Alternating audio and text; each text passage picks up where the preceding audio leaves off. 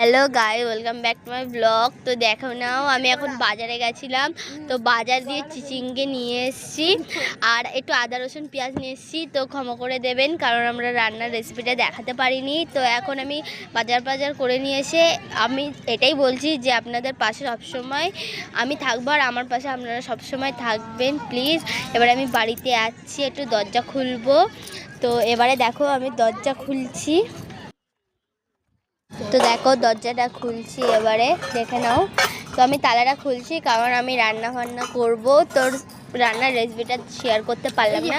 ঘরে ঢুকে আমি লাইটটা জ্বালাচ্ছি, দেখে নিও। আর করতালের ভিডিওটা অ্যাড করতে পারলাম না, লাইটটা আমি জ্বালিয়ে নিয়েছি এখন।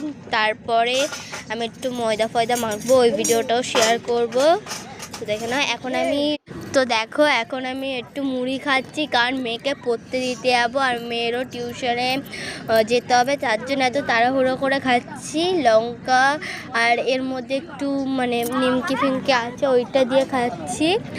তো আমি এখন রেগে যাচ্ছি কারণ আমার খাওয়ার সময় ভিডিও